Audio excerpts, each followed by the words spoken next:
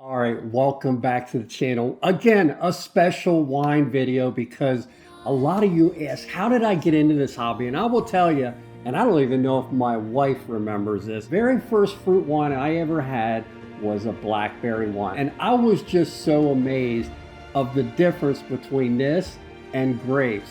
I find fruits are much better and more flavorful. And there's so many different kinds of fruits other than grapes. You've got to try this.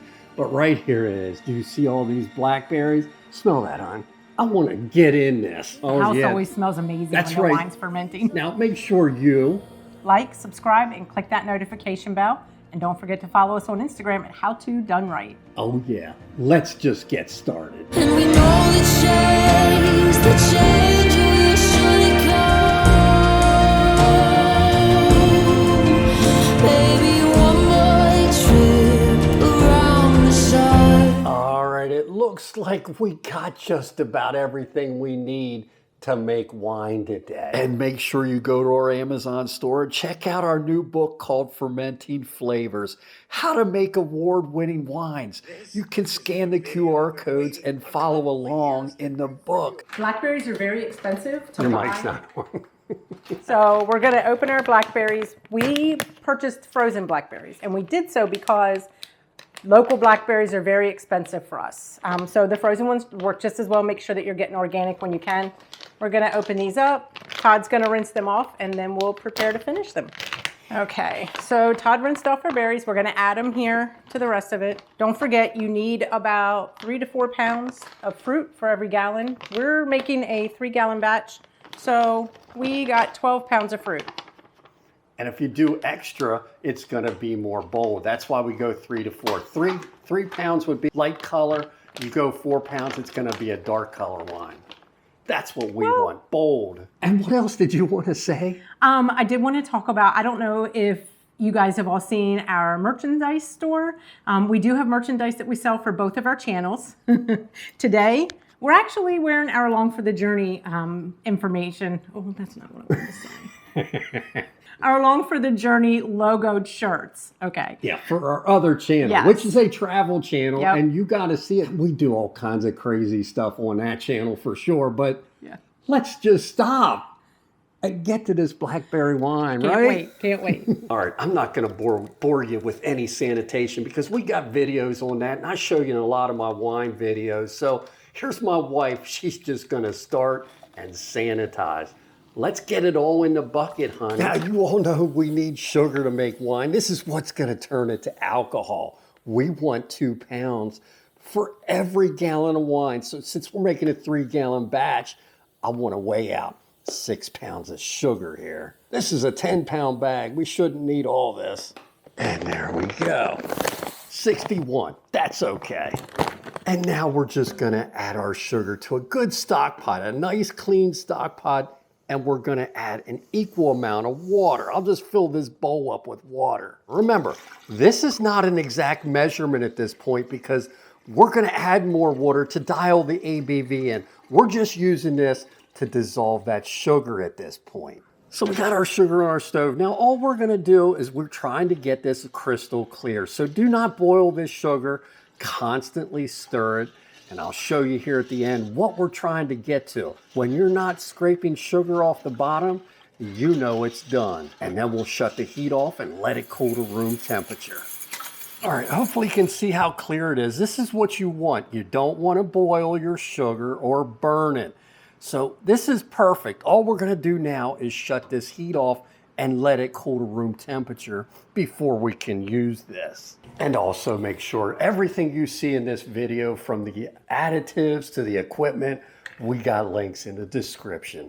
If you need anything, check out the description and order what you want. All right, we got our equipment sanitized, the bucket sanitized. It's now time to prepare our additives and get them in the bottom of our bucket, which I like to do. So go ahead on.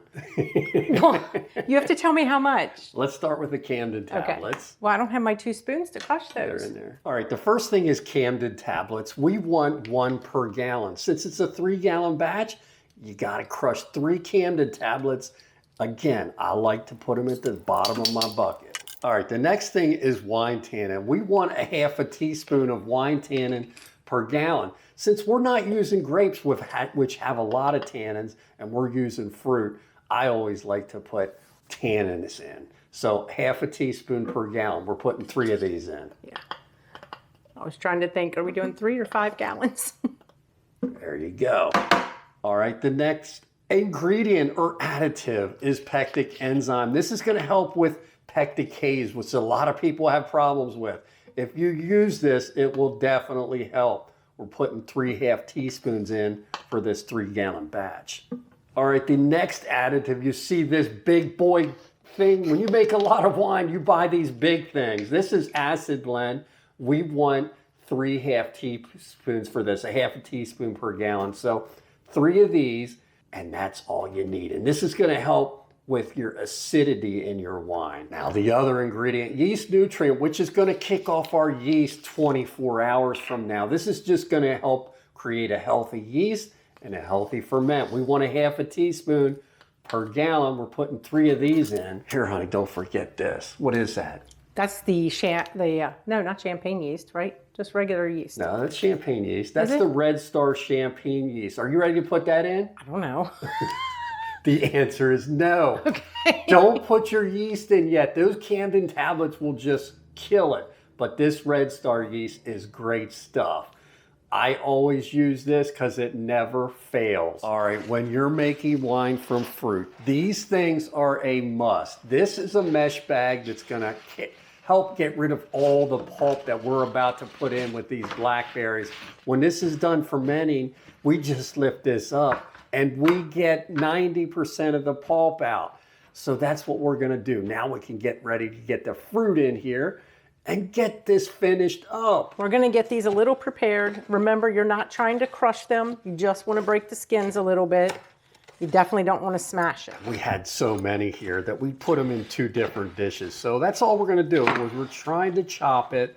Again, you don't wanna use a juicer. So many ask, can I juice it? No. Your wine needs all this, the skins, the pulp, to make a great wine. So there we go. Just keep going, honey. That's looking good. It's perfect, yeah. Another great trick is if you're buying fresh, freeze them overnight, because what that's going to do, it's going to also help to break up the skins and release a lot of that juices. So I always try and freeze my fruit, any batches I make, because it's just going to make it a lot easier to break down. You can just really tell how juicy it starts to get, you know? Yeah, there's going to be a lot of juice in It's going to be so good. And be careful if you have light countertops. It will stain them. All right, you got the mesh bag on, right? Yep. Are you going to dump them? Yep. Do not splash me. This is my good shirt. Don't worry, I don't want to mess. Oh, God, I'm scared. Let me put it down in a little bit. There you go. Oh, wow. This smells so good. Yeah, it does. And so many of you have given me tips on preventing this to go down in my bucket, but 2 people works great too. Get all the juice, honey. It looks so good. I'm gonna stick my head down in that.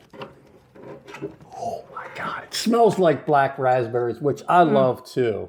I'm not licking that. No, I wanted you to smell it. Oh, okay. It smells amazing. So now, what's the next step, honey? You got to tie that shut. Yeah. We have a sanitized twisty. A lot of you have asked, can I reuse them? Oh yeah, you can.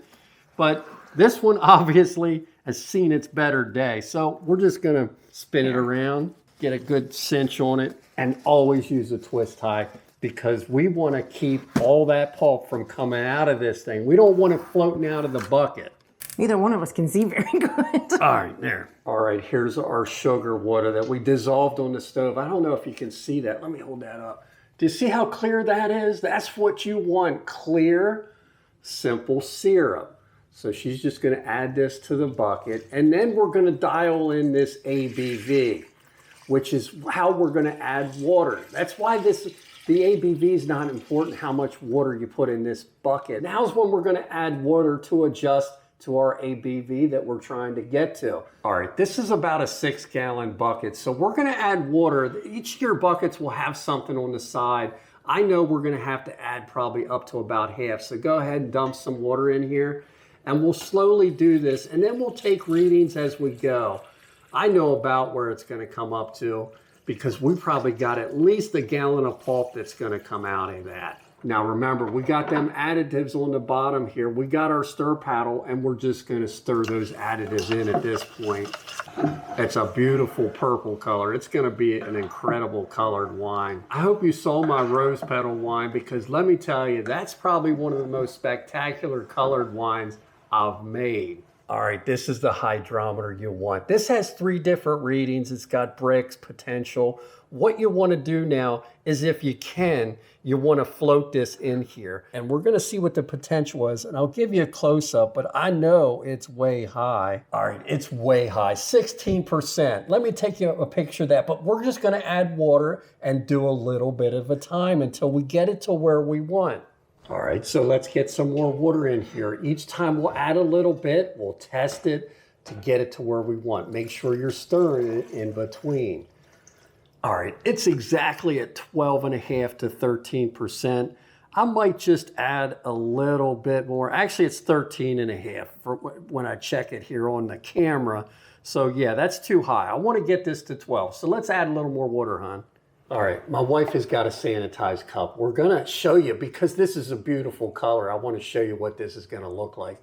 We're gonna fill that hydrometer up about halfway, and then we'll float the hydrometer in there to show you kind of, put a little bit more in. All right, now we got the hydrometer. We're gonna stick it down here, and you'll be able to see a little bit closer where it's at. And again, I'll take a picture, but that's what you want to do. This cylinder comes in great and handy, especially if you make a small batch of wine, because you can't float a hydrometer in 1 gallon batch. Well, it looks like it might be 12, 12.5, 13. Yeah. All right, so there we go. We did our ABV reading. This wine, as long as we come back and we hit a specific gravity of 1.0, which I'll show you what all that means, it's time to get the lid on and put the airlock on. And here you go, spray that down, honey. Remember, if you're gonna fail in this hobby, it's because you didn't sanitize. Make sure you're filling that airlock up to the proper level. I've already put it, it's about halfway. That's where you want. Now all we're gonna do, hon, is what? Wait. For 24 hours. All right, it's been exactly 24 hours. It's time to get this yeast in here. Get the lid off. Oh my gosh, do you see that? I got my sanitized paddle here. We're just gonna, oh man, it smells amazing. I'm just gonna give it a quick little stir. And what I like to do is use a full pack of Red Star yeast. This will cover about a 3 to 5 gallon batch. I already got some that are open that I've had to use for 1 gallon batches. So I'm just gonna use these in here, but you can just add 1 full pack. And all we're gonna do is sprinkle it on the top wherever you see juice. And that's gonna be enough. We're not gonna stir this at this point. We're just gonna dump this in and let it go by itself. Get my other half pack here. Put some of this in as well. There we go. That's all we need. We're gonna get the lid on. We're gonna come back in 24 hours and hopefully we see some foaming here. That's what we want. And our lid back on. See you at 24. All right, it's been 24 hours since we put that yeast in, and this thing's already cooked out a little bit of water over, so let's open it up. I know fermentation's begun on this thing. Oh my gosh, look at all this foam. That's what you want when you make wine. This blackberry wine is going to be insane. All we're gonna do is stir this for the next probably 5 to 7 days. When that bubbler starts to slow down, that's when I'll stop stirring it and just let it go and finish. I'm not gonna bore you with all that. Just know when you see foam, it's working and you're making blackberry wine. Oh, it's coming along great.